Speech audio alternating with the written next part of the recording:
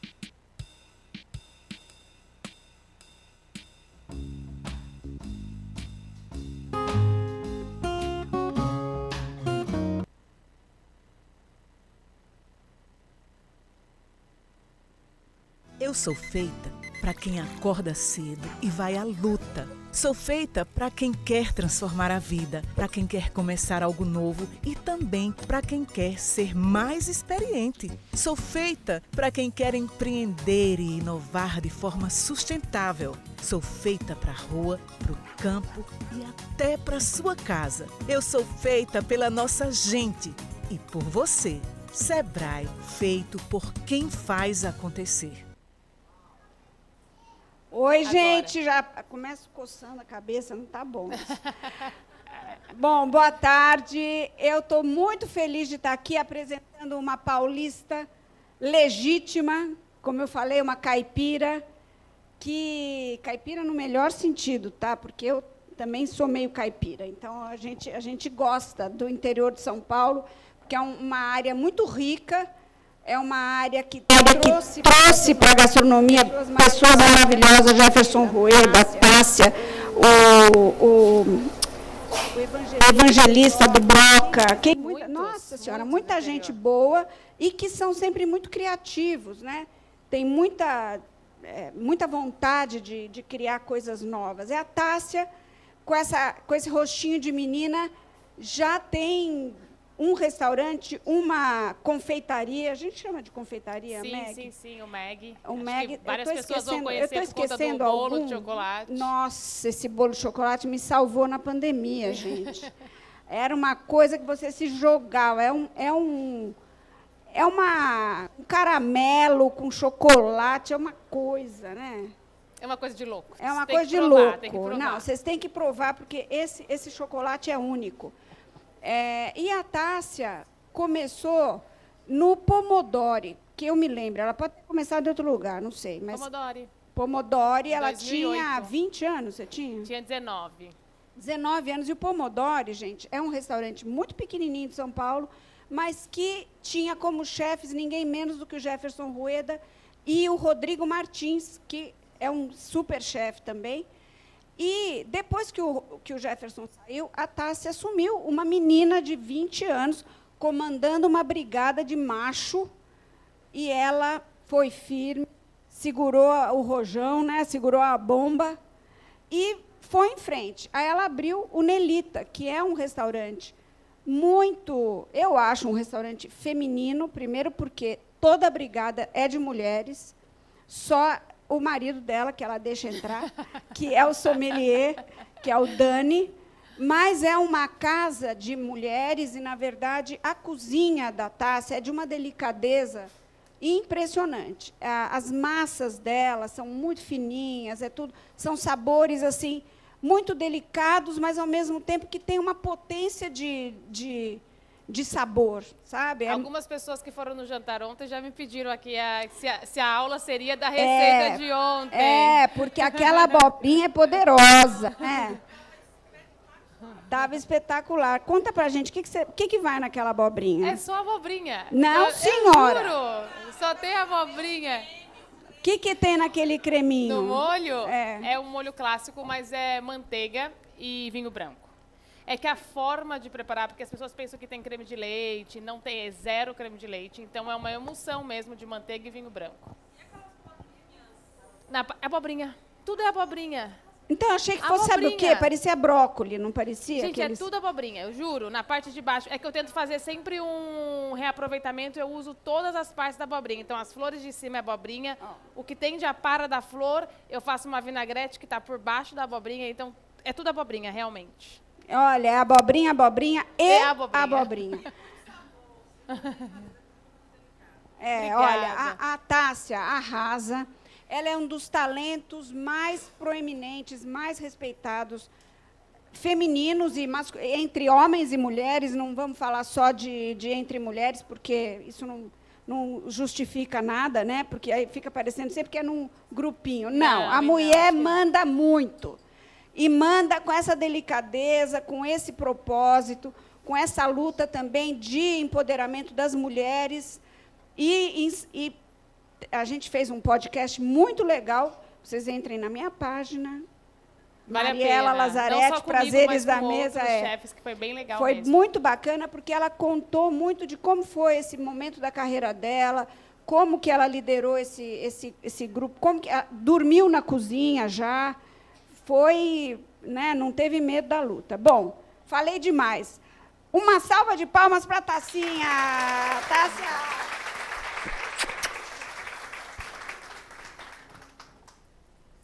Boa tarde, gente. Vamos lá, que eu vou começar contando um pouquinho para vocês da minha história. É a primeira vez que eu estou dando uma aula e cozinhando aqui na Paraíba, em João Pessoa. Estou muito feliz, obrigada pela recepção de todos. Ontem a gente fez esse jantar ao lado de grandes chefes e foi incrível trazer um pouquinho da minha cozinha. Como a Mariela falou, eu sou do interior de São Paulo, então eu comecei muito nova na gastronomia, já vou fazer quase 20 anos de profissão. E foi um prazer ontem, foi muito legal dividir a cozinha com os outros chefes e entender, né, essa diferença de cultura, trazer um pouquinho do que eu faço em São Paulo, mas contando brevemente para vocês, eu comecei lá atrás com o Jefferson Rueda, antes dele ter a Casa do Porco, que era o Pomodori. E aí, depois que o Jefinho saiu, era um restaurante muito famoso em São Paulo e que marcou assim, história em São Paulo, da alta gastronomia. Na época eu comecei, acho que tinham 30 lugares o restaurante.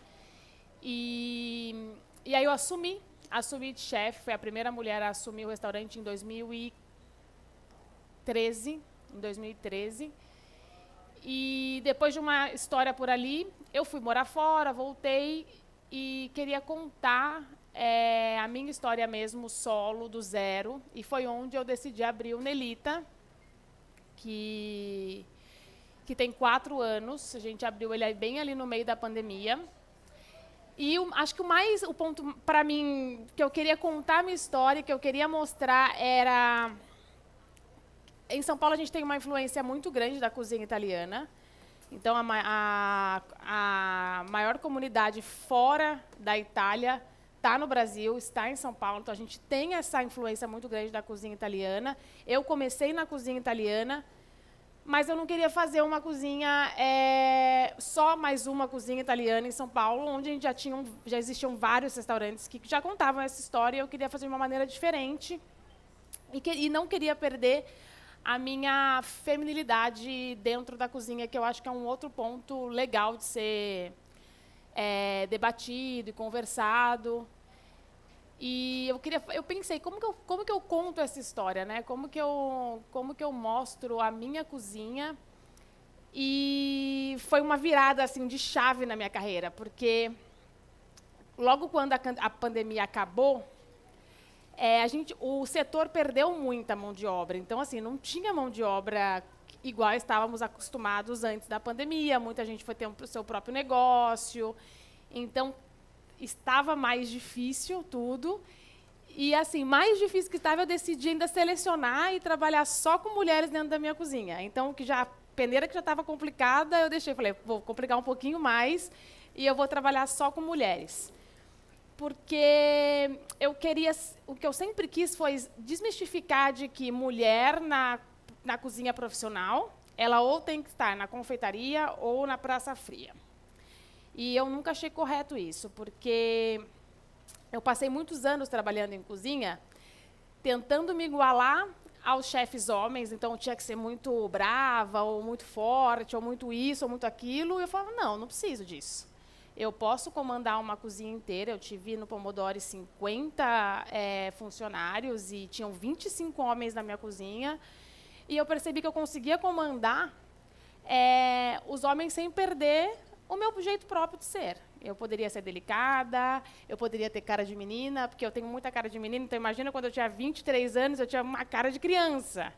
Então, eu tinha que também saber como fazer com que as pessoas me respeitassem com esse rosto mais de menina. E aí o Nelita foi essa virada para mim, porque eu quis trazer outras meninas para a cozinha. A Ana começou comigo, eu tinha 19 anos. E eu quis trazer outras meninas para mostrar para elas que a gente conseguia fazer uma cozinha potente, cheia de sabor, delicada, com a nossa própria identidade. Então, é o que eu trago hoje no Nelita, o que eu tento mostrar no Nelita, e quem provou ontem um pouquinho da minha cozinha no jantar, é isso. O tema da minha aula, até falando um pouquinho disso, que é uma cozinha delicada, mas com uma potência de sabor, que eu acho que não é porque é delicado que não precisa ser forte. Não é porque é delicado que não precisa ser cheio de sabor, que precisa ter energia. Então, eu trago um pouquinho disso no Nelita, eu faço um menu degustação assim, trago essa delicadeza com potência, que eu acho que é importante. E, brevemente, só para vocês entenderem o que eu vou explicar hoje aqui. E o Nelita, o que eu faço lá? É uma cozinha considerada alta gastronomia, porque a gente trabalha com bastante técnicas, então tem bastante estudo por trás disso. E o que eu vou fazer para vocês hoje aqui, o que eu vou preparar, eu vou demonstrar um pouquinho, porque o que acontece também? A minha cozinha ela tem preparações que demandam muito tempo. Então, dando um exemplo do que eu fiz ontem na abobrinha, realmente só abobrinha mesmo e tem um molho que contrapõe esse sabor. Mas é uma abobrinha que fica 3 dias sendo marinada, e depois que ela é marinada, ela fica 3 dias nessa marinada, e a gente tira abobrinha por abobrinha, e depois ela é braseada, uma a uma. Depois de braseada, eu reservo. E aí, faço um outro ponto com uma outra abobrinha, que a gente faz um encurtido, como se fosse um picles, só que eu não uso métodos tradicionais. Então, eu faço um picles com variações e com alguns elementos italianos, que é onde eu trago essa minha origem, porque eu acho que tudo tem que conversar. Então, eu tenho essa cozinha, eu sou do interior, então eu trago esses elementos do interior. O meu último menu conta exatamente essa história do Vale do Paraíba, que eu sou do interior de São Paulo. Então, eu trago esses elementos do interior de São Paulo, uso algumas coisas da cozinha italiana, juntando tudo isso para ficar harmônico e ter essa cozinha feminina.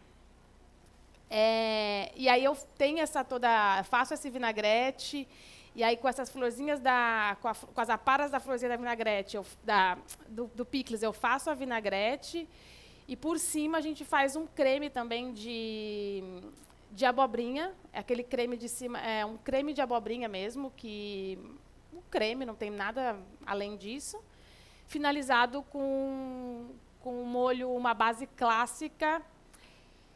Só que com o caldo do picles, eu acabo reduzindo o caldo do picles, e como o picles normalmente vai açúcar, ele chega a virar um ponto de caramelo. Então, a finalização do meu molho de vinho branco e manteiga, eu uso esse caramelo do picles. Então, é por isso que dá aquele sabor que, da onde é esse molho? O que acontece? Então, eu tento fazer...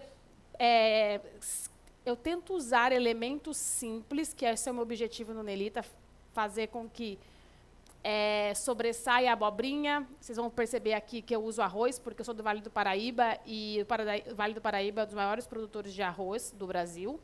Então, eu tento usar elementos simples que a gente tem em casa, que é fácil de encontrar, e colocar eles como protagonista mesmo da história, sabe? Colocar eles ali como protagonista. E aqui, o que a gente vai fazer hoje, eu vou explicar para vocês e vou mostrando, porque não dá para fazer tudo, é impossível. É um arancine. Arancine, todo mundo sabe, eu acho que é um bolinho de arroz, muito famoso na Itália, é muito conhecido na Sicília, mas ele tem em toda a parte da Itália. O que diferencia são sabores e tamanhos. Então, tem lugares na Itália, se a gente for para a Sicília, que a gente vai encontrar arancine com formato de coxinha, que é a nossa coxinha que a gente conhece aqui.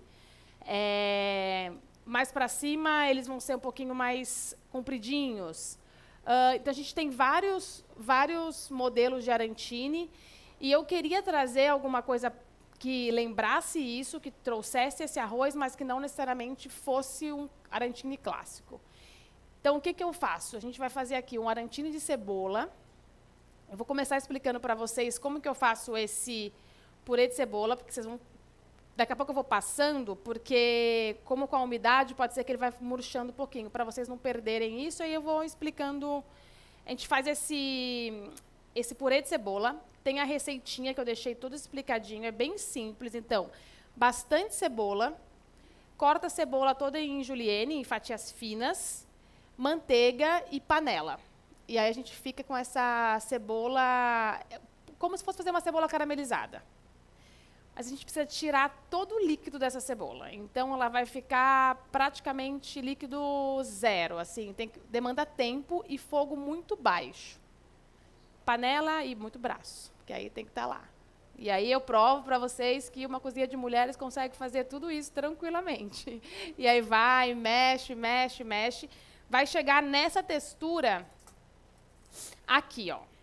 Essa textura é o que vai chegar a cebola. Que daí a gente vai processar. Tá? Eu não vou usar isso aqui, mas eu acho legal, eu vou passar para vocês verem. Vocês podem ir passando para entender as texturas. Cebola branca. Ó, eu vou passar aí, vocês podem... Porque eu não vou usar, é só para vocês verem mesmo. Cebola branca. Tem a proporção certinha na receita que eu passei para vocês, tá? Não pode comer, hein, gente? Só para vocês verem. Depois vão puxar minha orelha. É só para vocês olharem, porque não vai ser utilizado. Cebola branca, bastante cebola branca. Aí puxa com a manteiga proporcional que está na receitinha. E aí depois finaliza sal e pimenta. Tá? Basicamente isso. E aí processa. Pode ser um processador, liquidificador. Liquidificador que tem em casa mesmo, processa. E depois deixa esfriar. Precisa estar frio esse purê.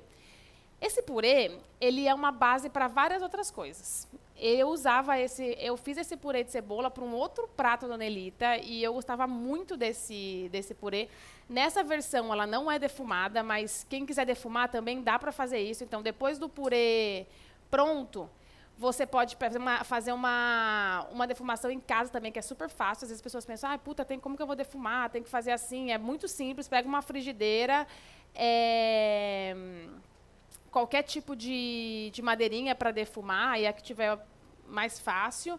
Coloca um alumínio por cima, coloca uma peneira de metal em cima, coloca o alimento que for, acende o fogo e aí vai começar a queimar aquilo ali e já vai defumar. Então, assim, é muito simples também fazer defumação em casa rápida. Eu usava defumado num outro prato e eu não queria perder esse preparo. E aí eu trouxe ele para um snack frio. Então, eu vou explicar para vocês como que a gente faz agora. Depois desse purê feito, esfria e aí a gente vai para preparar um roux, como se fosse um bechamel. Também é uma outra base clássica que entra. Esse dá até para eu mostrar para vocês aqui. Que eu trouxe porque é fácil de mostrar esse. Quem me ajuda aqui com esse fogão? E aí a gente entra com manteiga e farinha. Eu chamo de roux branco, mas se quiser deixar o roux também ficar um pouquinho douradinho, não interfere. Porque como a nossa base principal, a cebola, é marrom, então a coloração não vai interferir, tá? E o roux mais escuro, ele carameliza mais a manteiga, então dá um saborzinho diferenciado. Tá. Tem tudo aqui. Manteiga, aqui, ó, eu vou explicar como que faz esse bechamel, mas é bem, bem simples. Eu sempre coloco a manteiga, deixo ela dar uma derretidinha, coloco a farinha e a gente dá uma tostadinha. E aí vai colocando o leite aos poucos. É muito importante que cozinhe bem a farinha, porque como é servido frio, para não ter esse retrogosto de farinha na boca. Que é o que dá estabilidade, é uma outra coisa que... eu faço na cozinha do Nelita, é que eu não entro com muitos elementos artificiais. Eu sou muito para mim, o que é muito importante, que eu acho que eu sempre ensino e tento passar para a nova geração, falando de uma maneira mais profissional, é que, assim, para você criar, para você ter um menu contemporâneo, que acho que é a palavra que todo mundo hoje em dia usa, para ter uma cozinha autoral, você precisa estudar e entender muito bem a base clássica da gastronomia. Porque se você não entende a base clássica da cozinha, não faz muito sentido o restante. Se você vai começar a encher de coisas artificiais as preparações, a comida, e para mim, Tássia, não faz muito sentido quando você começa a comer coisas que são cheias de emulsificantes, porque eu acho que a gastronomia hoje ela vem para o contrário disso. Então, eu sempre tento preservar e entender bastante é sobre o clássico. Eu acho que sabendo muito bem o clássico, estudando muito bem a base clássica, você consegue, a partir disso, criar inúmeras coisas. Então, aqui a gente tem... Eu vou começar a fazer esse roux. Eu não vou precisar dourar muito ele, como eu falei para vocês. Eu vou deixar ele só assim.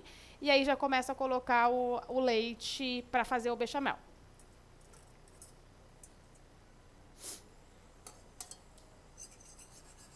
Acho que dá para ver ali, né?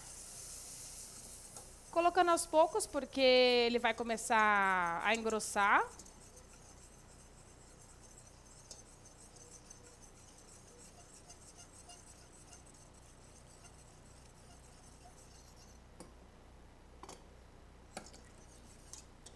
E aqui a gente começa a cozinhar. Essa base, ela tem que estar bem cozida para tirar esse retrogosto de farinha, que eu falei, e depois bem fria. O que acontece?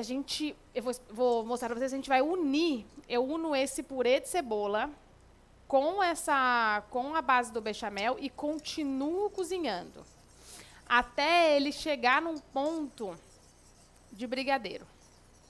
Como se fosse um ponto de brigadeiro, que descola, porque é onde a gente vai conseguir dar o formato... Deixa eu pegar essa luva sua, só para mostrar para eles. Vai cozinhando para mim, Eliana. Que é onde a gente vai conseguir dar esse formatinho aqui, ó. Que ele fica essa bolinha. E semana passada eu até fui cozinhar no Chile e eu fiz uma entrevista e a jornalista me perguntou exatamente isso. Falou, dá para perceber que a sua cozinha, você não é uma cozinha que tenha um monte de coisa agregada, que hoje se acrescenta isso para estabilizar, se acrescenta aquilo. E eu acho que você consegue ter resultados até melhores com as bases clássicas. E eu gosto de mostrar isso porque, às vezes, a nova geração fica muito focada em querer entender, preciso comprar isso aqui. Tem elementos que a gente nem tem no Brasil. E perde isso. Eu acredito que quando você vai perdendo a cultura, o clássico mesmo, essa cultura, perdendo como faz o clássico pingue frita, você vai perdendo o sabor. E aí o que a gente começa a ter, e o que eu luto, e que eu explico, e que eu ensino, é para não ter essa cozinha genérica, onde todos os pratos acabam tendo o mesmo sabor. Então, a minha briga, a minha luta diária na minha cozinha, as minhas conversas, em todas as minhas palestras, é muito falando sobre isso. Porque a gente não pode perder isso. Eu acho que a essência... A comida tem que ser bonita, a comida tem que ter uma aparência... principalmente na alta gastronomia, se pede muito isso, mas se você foca muito desse lado e esquece o sabor, não faz sentido. Porque quando você come, precisa tocar o coração, precisa estar rico de sabor, precisa emocionar. E se você vai por um outro lado e perde tudo isso, não faz sentido. Eu acho que a gente mais perde do que ganha. Deixa eu mostrar aqui agora. E aqui a gente tem, então, começa a cozinhar, vai demorar um pouquinho mais. E aí, depois que ele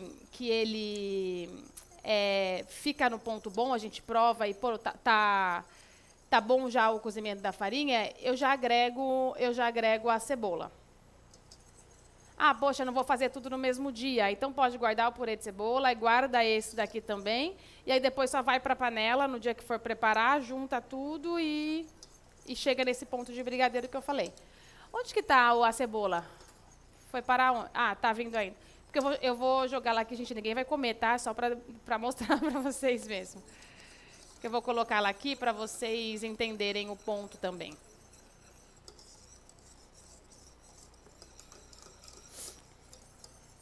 E como eu finalizo por que eu trago esse arroz, né? Porque eu queria trazer, por isso que eu chamo de arantini, porque como eu sou do Vale do Paraíba e a gente tem essa produção enorme de arroz, eu queria usar o arroz de uma forma diferente.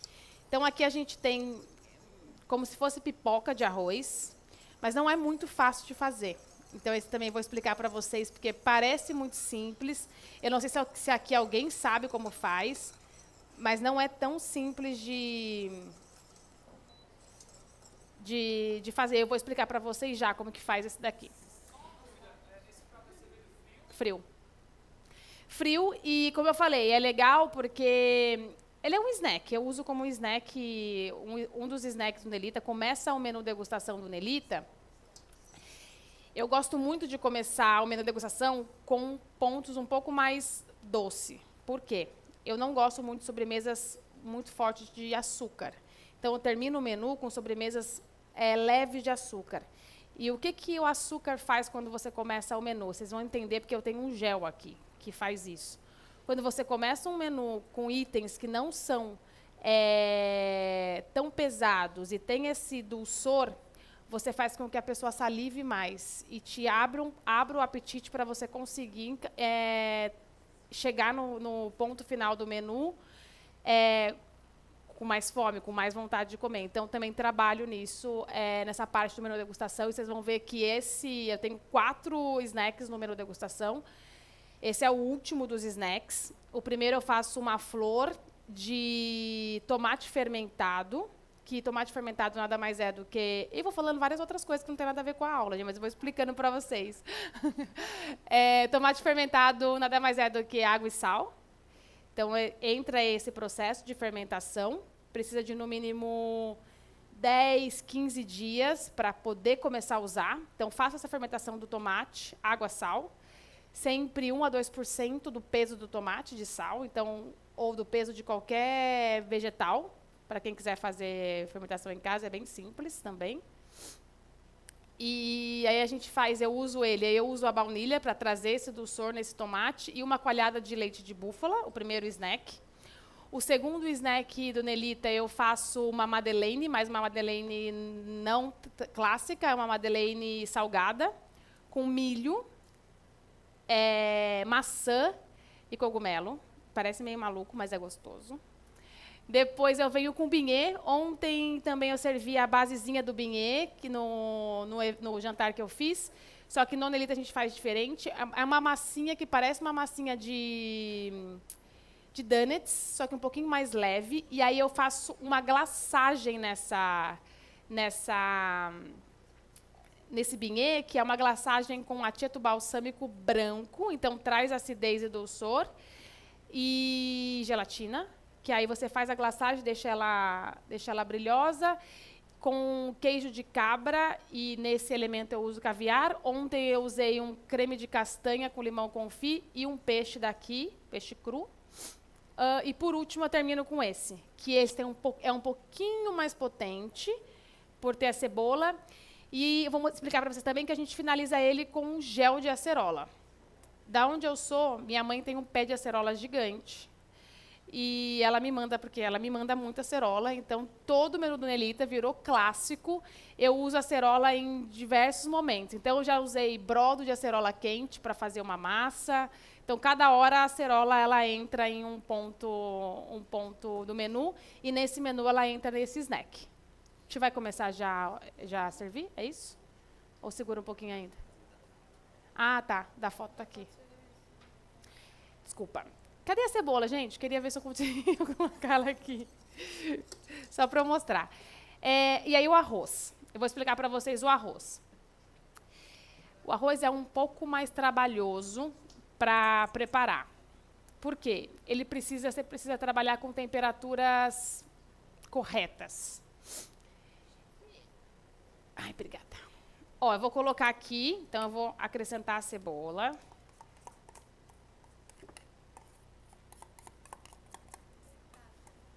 Por favor, podem ir perguntando, tá? Porque eu vou e volto várias vezes.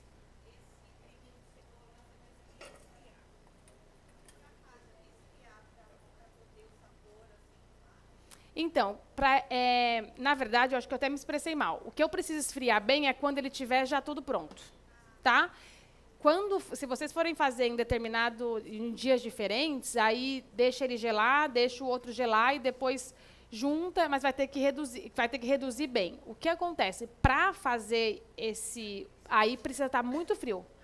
Eu falo sobre o brigadeiro porque fica mais fácil a associação, porque como a gente está acostumado a preparar brigadeiro, então a gente faz o quê? Brigadeiro, reduz, cola da panela esfria e depois começa a enrolar. Então, eu sempre tento associar coisas que estão no nosso cotidiano, no dia a dia, para ficar mais fácil. 2%, 1 a 2%.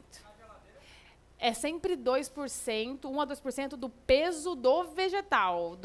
Então, se você for fermentar abobrinha, se você for fermentar berinjela, então é do vegetal, não é da água. E a água é só para cobrir tudo, tá? Não. O que acontece? A fermentação, a geladeira, a fermentação ela é um processo de conservação do alimento. E a geladeira faz a mesma coisa. Então, se você for fermentar e colocar na geladeira, ele não vai fermentar, porque a temperatura baixa, ela barra a fermentação. Então, por exemplo, se você quer fermentar alguma coisa, tem outras coisas que, para vocês entenderem, começa a fermentação em temperatura ambiente, chegou no ponto que você quer, aí você coloca numa temperatura baixa, que pode ser a geladeira, para poder manter. É isso, mas para início de fermentação, precisa da temperatura ambiente. 1, 2 dias. 1, 2 dias. Eu estou falando bem superficial e rápido, tá? Porque técnica de fermentação tem muito mais coisa, só que para vocês entenderem, assim, estou falando bem rápido. Ana, vai mexendo aqui para mim, por favor? Eu já não sei mais como que eu faço aqui. Perfeito. Aí, o arroz. O arroz a gente cozinha. Aqui eu tenho um arroz normal. Pode usar qualquer tipo de arroz, o arroz branco nosso normal. O que eu estou usando aqui é um arroz estilo o arroz jasmim. Não é o jasmim, mas é parecido, porque ele tem um grãozinho um pouco mais longo, mas porque nonelita, como o snack é maior, para cobrir melhor, eu uso ele mais longo. Mas é só por isso. Mas aqui eu trouxe para vocês o arroz normal, tá? Cozinha o arroz normal, água 2:1. Só com sal, então não tem refogado nesse, não precisa ter cebola, alho, nem nada. E aí, depois que cozinhou, abre ele em uma forma para ele parar a cocção. Parou a cocção, abre bem para ficar mais soltinho também. Porque o que acontece? Se você deixar ele secar grudado, não vai conseguir fazer isso daqui, ó. Esse daqui também, se vocês quiserem, eu passo para vocês verem como é.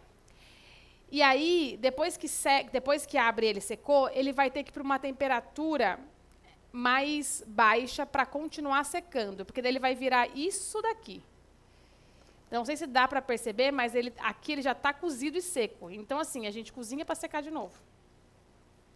Por que faz isso? Porque aqui, nonelita, a gente seca numa desidratadora a 43 graus. Mas tudo bem, em casa, a gente não tem uma desidratadora, o forno às vezes não chega a 43 graus. Em cima do forno, ou em uma temperatura um pouquinho mais quente da cozinha, deixa ali de um dia para o outro. Ele vai secando, ele vai perdendo essa umidade. A única diferença de uma desidratadora é que eu seco uniforme. Então, eu tenho uma temperatura controlada, eu consigo sacar essa umidade do arroz uniforme. Vai dar certo em casa igual, tá? Só o ponto crucial, na verdade, vai ser o de fritura. Esse que é o crucial. Ele tem que ser um cozimento, não pode ficar pastoso, mas também não pode ficar duro. Porque, gente, se vocês provaram, se alguém já provou o arroz, ele é como se fosse um isoporzinho. Senão, ele vai ficar duro. E imagina você comer ele não vai ficar esse isopor. Ele vai ficar uma textura frita dura, vai ficar pegando no dente. Isso não pode acontecer. Ele tem que ficar esse isoporzinho mesmo. E aqui ele tem que ficar com essa texturinha de polvilho, sabe? Para ser bem fininho, esse isoporzinho dentro. Depois que saca essa umidade toda, por que a gente tem que fazer isso? Por que não frita o arroz direto assim? Porque tem água. E quando você não desidrata e tira todo esse amido dele, quando você vai para o óleo, ele não pururuca. Não faz a pururuca, acho que a palavra é essa, não vai essa pururuquinha. Ele vai ficar como se fosse a pele do porco, que nem pururuca e nem cozinha, que é aquela coisa dura, é isso que ele vai ficar. Então, esse é o pulo do gato, desidratou, secou, está soltinho e aí vai para o óleo. O óleo tem que estar alto, 220 graus.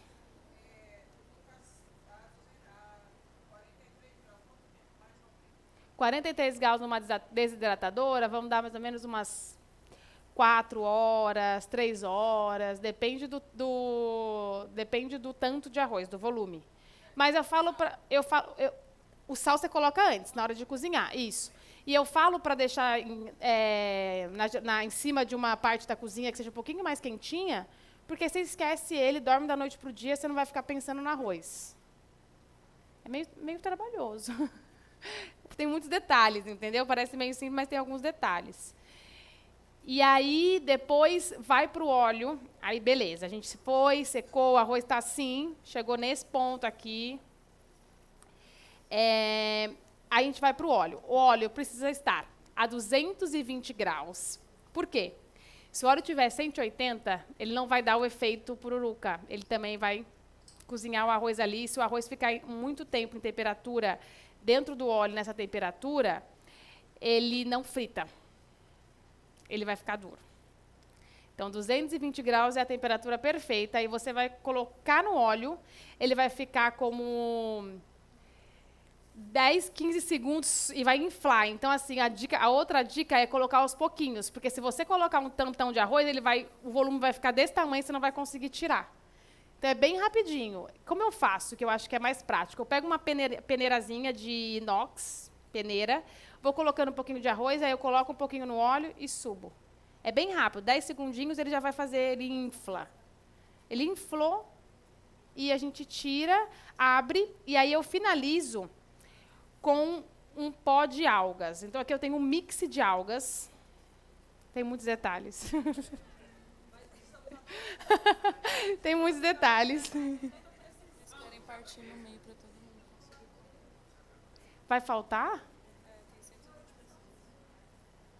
Eita! É que isso aqui não dá para ninguém comer. Já passou para Deus e o mundo. Ué, mas acho que não. Ana, vê se você consegue aqui. Tá muito por quê?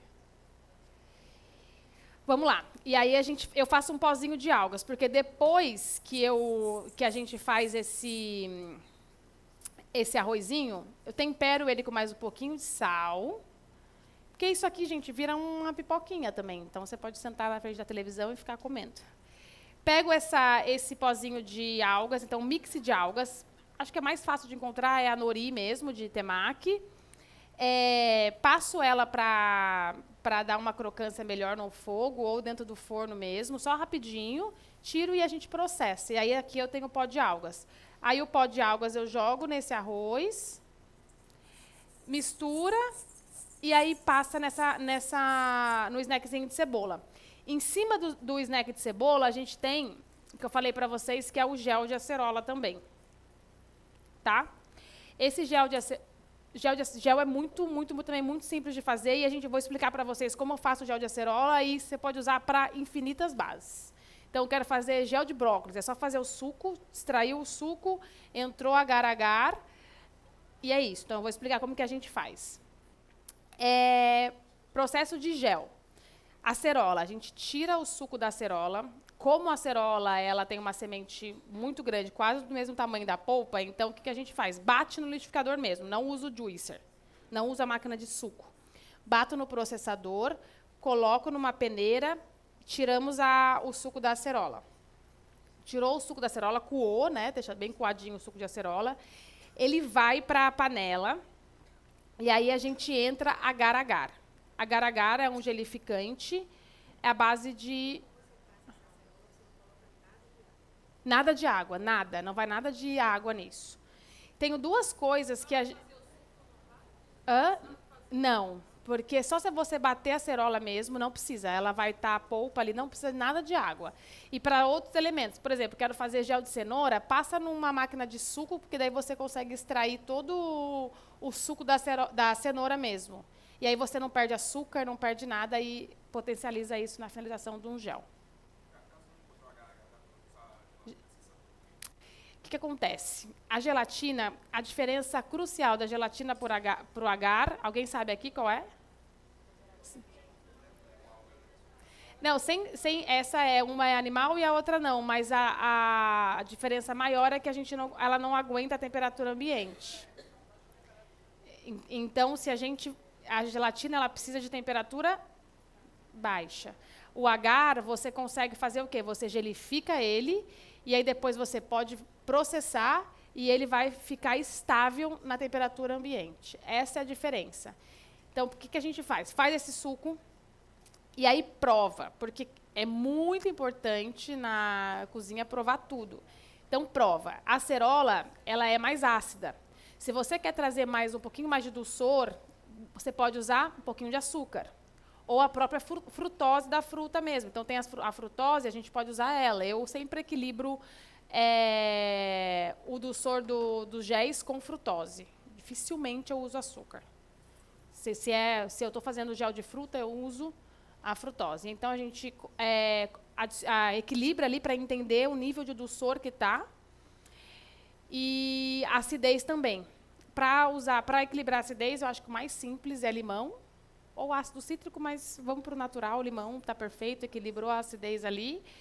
E aí vai para a panela. Esse suco com já o açúcar adicionado e o limão. Vai para a panela e aí entra o agar-agar. O agar-agar tem um outro ponto também. Ele não pode ficar muito tempo em alta temperatura, porque se você cozinha ele por muito tempo em alta temperatura, a gente perde a eficiência do agar, mata o agar. Então, vai para ali, cozinha-se, eu vou falar bem superficial, mas para vocês mais fácil. 2 minutos, ferveu, conta no relógio. 2 minutos, tira da panela.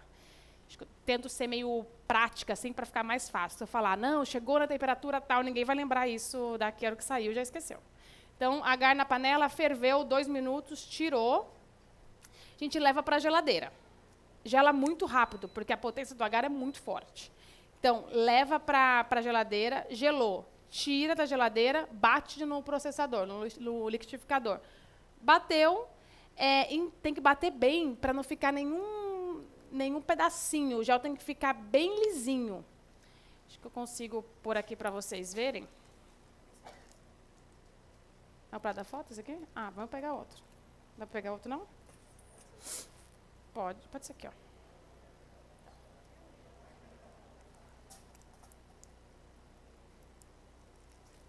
Eu vou pôr elas.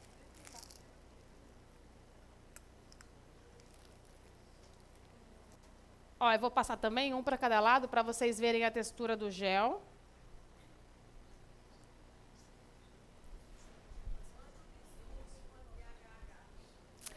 A proporção, ela é calcule a 1%, porque se eu falar um pouquinho mais, pode ser que vai passar. Então, 1%.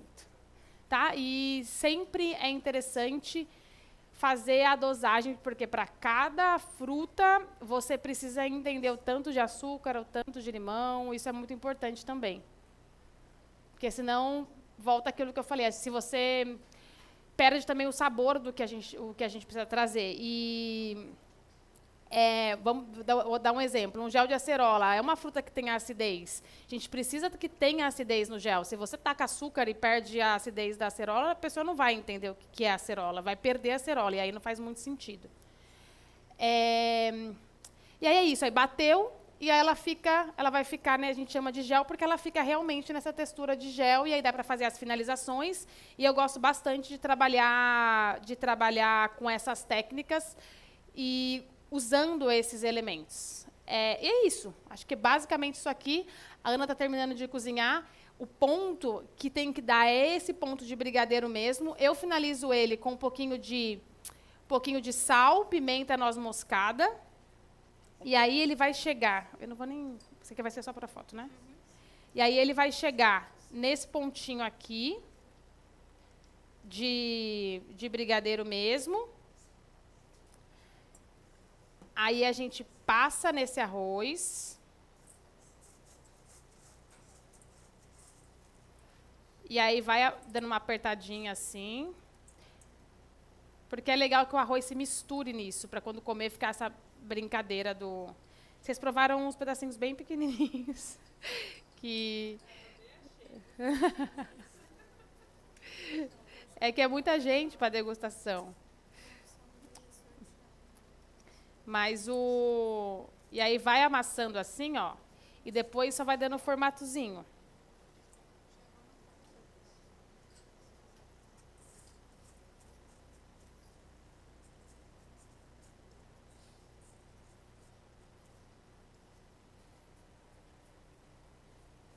Vocês não vão passar mais? Caraca.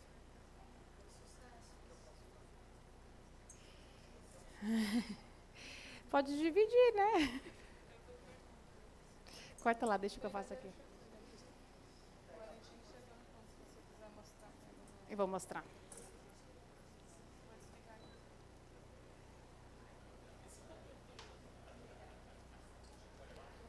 Ó, aí ele fica assim. E aí, finaliza com o gel. Eu coloco o gel embaixo para dar uma seguradinha.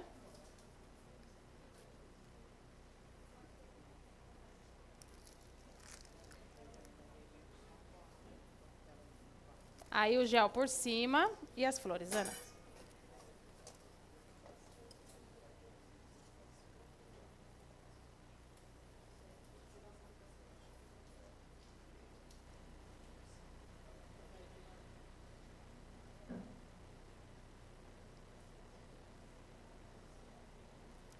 E aí a gente finaliza com flores e eu acho que é um snack super diferente, não é muito convencional, foge de tudo aquilo que a gente está acostumado de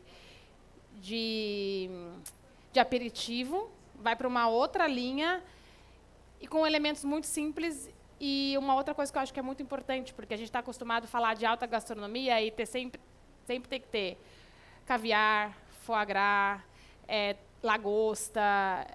Aqui para vocês acho que é mais barato, mas lá em São Paulo é caríssimo. Então, assim, todos esses elementos que são muito caros e eu tento desmistificar isso, de que dá para você fazer pratos super criativos com esses elementos do nosso cotidiano, que a gente tem cebola, arroz e acerola. Então, assim, são coisas muito simples, mas que a gente consegue fazer coisas bem legais. Acho que é isso, pessoal. Ó, espero que vocês tenham gostado.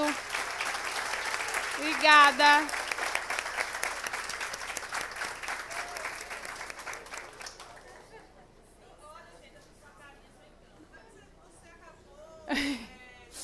Eu tenho 36 anos, eu não sou tão nova assim, é que pensa que eu tenho menos.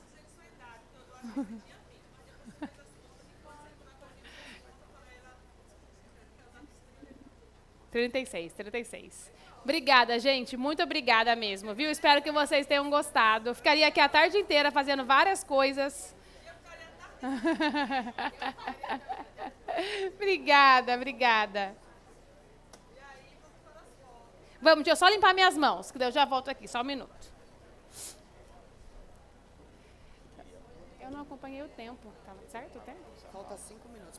Então tá bom, foi bom. Eu acho que você tem que ficar aqui porque eu não quero... Eu só vou lavar minha mão, porque eu não quero sujar as pessoas. É 1 minuto, eu vou lavar minha mão e volto.